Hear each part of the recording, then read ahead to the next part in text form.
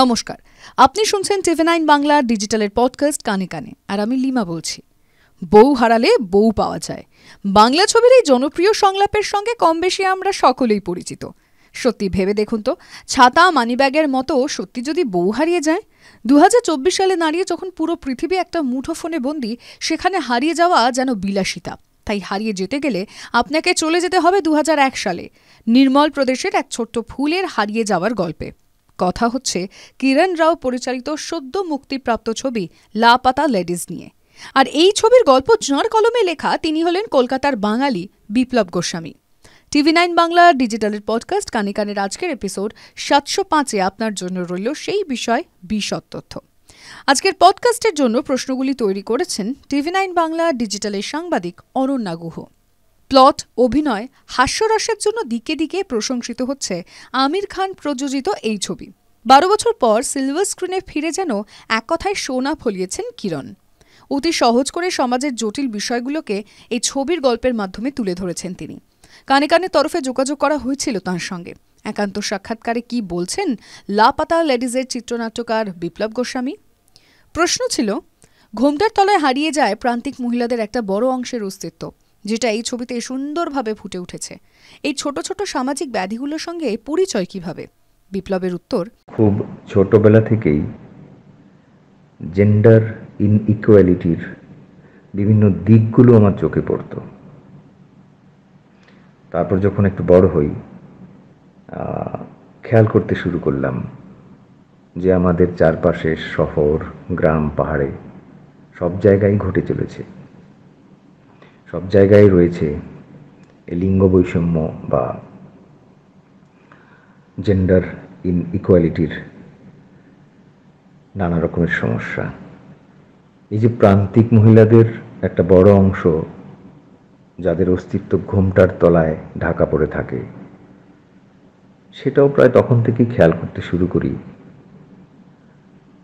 আর যখন Satyajit Ray film and television ইনস্টিটিউটে পড়ার সুযোগ হয়, তখন দেশের বিভিন্ন জায়গা থেকে আসা ছাত্রছাত্রীদের সংস্পর্শে এসে এই ঘটনাগুলোকে আরও ভালো করে বুঝতে শুরু করি, জানতে পারি বিভিন্ন জায়গায় বিভিন্ন ফর্মে ঘটছে, বিভিন্নভাবে ঘটছে এই ঘটনাগুলো। তখন থেকে ভাবনা চিন্তা করি যে লিখবো আমি অ্যাজ এ ফিল্ম এই বিষয়গুলোকে নিয়ে। একটা সময় কোর্স কমপ্লিট করে বিভিন্ন জায়গায় ঘুরতাম কাজের সুবাদে। মনে আছে কখনো কখনো গাড়ি বা ট্রেন থেকেও দেখতে পেতাম সেই মানুষের জীবনধারা, যেখানে ঢাকা পড়ে থাকতো অনেক নারীর অস্তিত্ব। সেই ঘটনাগুলোই অ্যাজ এ ফিল্ম আজকে লাপাতা লেডিজে দেখা যাচ্ছে। এই ছবিতে তথাকথিত জটিল বিষয়গুলো খুব সহজ করে দেখানো হয়েছে। এত সহজে গল্পের মধ্যে কিভাবে ফুটিয়ে তুললেন সবটা? বিপ্লব বলেন, আমি প্রথম থেকেই খুব সচেতন ছিলাম যে খুবই গভীর কিছু বিষয় নিয়ে এই সিনেমাটা লিখছি আমি, যাতে করে খুব প্রিচিং না মনে হয়, বক্তৃতার মতো না শোনায়, বা খুব ট্র্যাজিক বা পেইনফুল একটা সুরে না বলা হয়। সেই জন্য আমি প্রথমেই ভেবেছিলাম একটা সহজ সরল প্যাটার্নকে ফলো করব, এবং এই সিনেমার ট্রিটমেন্টটা হবে সোশ্যাল স্যাটায়ার বা একটু কমিক্যাল গোছের, একটু ফান বা একটু সফট মুভ করবে ঘটনাগুলো। তাতে করে অনায়াসে সেই জটিল সত্যগুলো বা কঠিন বিষয়গুলো, গম্ভীর সমস্যাগুলো গল্পের সঙ্গে সঙ্গেই চলতে শুরু করবে, খুব সহজ সরলভাবে। মূল গল্পটা ভাবা এবং তারপর ধীরে ধীরে চিত্রনাট্য তৈরি করা, পুরো প্রসেসটা কেমন ছিল? বিপ্লবের উত্তর, এই প্রসেসটা বেশ কঠিন ছিল, এবং মূল গল্পটা ভাবার পর খানিকটা সময়ও নিয়েছি আমি চিত্রনাট্য তৈরি করার জন্য। কারণ অনেক জিনিস আমাকে খুব ভাবনা চিন্তা করে লিখতে হয়েছে। ঘটনাগুলোর মধ্যে যেন একটা বিশ্বাসযোগ্যতা থাকে, এবং প্যাটার্নটা যেন খুব সরল সোজা, এন্টারটেনিং হয়, একটু কমেডি থাকে, যাতে করে অনায়াসে যেন আমি বিষয়বস্তুটাকে তুলে ধরতে পারি এবং মূল বিষয়ের সঙ্গে আরও আনুষঙ্গিক কিছু বিষয়ও যেন উঠে আসে এবং সেটা যেন খুব প্রিচি ধরনের না মনে হয়। সেই জন্য একটু সময় লেগেছে অ্যান্ড একটা গণিতের মতো করে আমি হিসেব করে করে বিষয়গুলোকে আমি সাজিয়েছি। পরবর্তী সময় যখন আমির খানজি, কিরণ রাওজি, দিব্যা নিধি শর্মাজি এবং স্নেহা দেশাইজি এনারাও বসেন, সেই কিছুটা ডায়ালগস এবং কিছুটা দৃশ্যের দিক থেকে এর সঙ্গে আমরা আরও কিছু কাজ করি। তো সব কিছু মিলিয়ে এই প্রসেসটা মূল গল্প, চিত্রনাট্য এবং পরবর্তী সময়ের আরও কিছু সংযোজন মোটামুটি ভালোই সময় লেগেছে। চরিত্রগুলোর নামকরণের ক্ষেত্রে কোন বিষয়গুলো আপনাকে ভাবিয়েছে? উত্তরে বিপ্লব বলেন, যে ধরনের জায়গার উপর ভিত্তি করে এই সিনেমা তৈরি হয়েছে, যদিও পরবর্তী সময় এটা একটা ফিকটিশিয়াস অঞ্চলকে দেখানো হয়েছে, নির্মল প্রদেশ বলে, কিন্তু যে উপাদানগুলো আমি নিয়েছি সেটা তো এরকম সিমিলার জায়গার উপর বেস করে বা জায়গা থেকে। ঠিক সেরকমভাবে নামগুলোও, চরিত্রের নামগুলোকেও যখন আমি লিখি, সেই একটা যুক্তি রাখার চেষ্টা করেছি যে ওই পরিবেশে ওরম অঞ্চলগুলোতে সাধারণত মানুষের কীরকম নাম হয়, কীরকম নাম থাকে এবং কিছু কিছু নামের ক্ষেত্রে একটা একটা অর্থের দিক থেকেও যেন তার একটা যুক্তি থাকে, সেটাও ভাবনা চিন্তা করেছি। তো আমার মনে হয় সঠিক হয়েছে বিষয়টা। নামগুলো সিনেমার চরিত্রের সঙ্গে বেশ এবং সিনেমার যে জায়গার সঙ্গে বেশ মানানসই হয়েছে। বিপ্লবকে আবারও প্রশ্ন করা হয়, নির্মল প্রদেশ 2001 সালে ভারতীয় গ্রামের ছবিটা আঁকার জন্য গ্রামগঞ্জে কতটা ঘুরেছেন নিজে? বিপ্লব উত্তর দেন, ফিল্ম মেকার এবং ফিল্ম রাইটার হিসেবে একটা অবজারভেশন সবসময় চালিয়ে যেতে হয়, বিশেষ করে যে রকমের গল্প এবং চিত্রনাট্য তৈরি হচ্ছে, তার পরিবেশ, চরিত্ররা যেরকম, সেটাকে মাথায় রেখে একটা ভালো রকম পর্যবেক্ষণ করার তো প্রয়োজনীয়তা থাকে সিনেমার ক্ষেত্রে।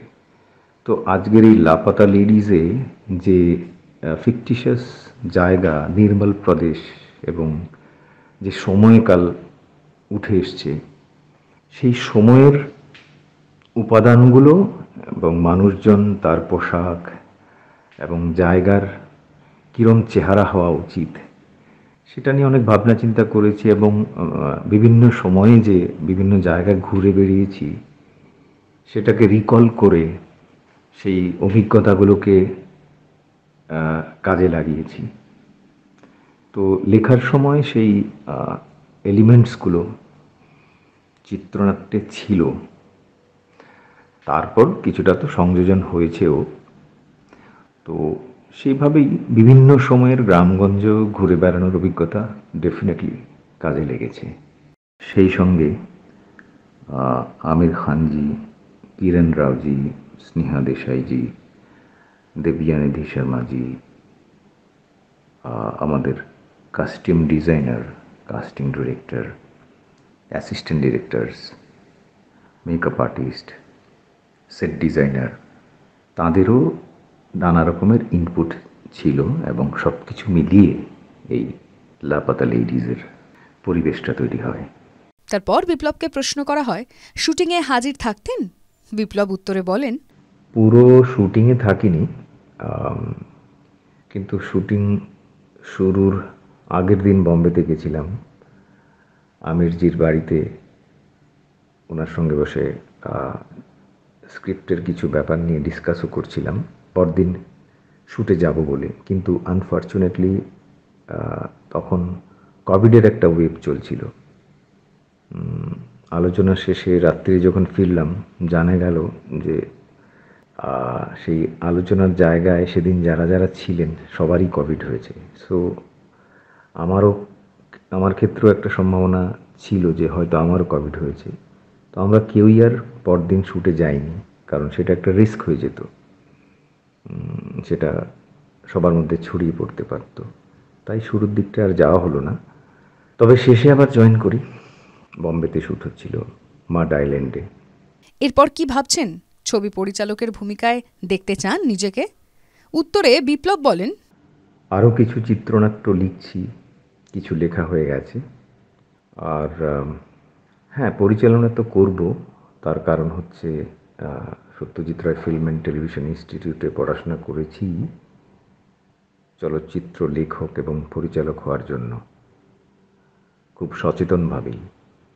তো এরই মধ্যেও প্রচুর ডকুমেন্টারিজ, টেলিফিল্মস লিখেছি, পরিচালনা করেছি এবং এখন ফিচার ফিল্মও করব, লিখব, ডিরেক্টও করব। সেভাবেই তৈরি হচ্ছে এবং পরিকল্পনাগুলো করছি।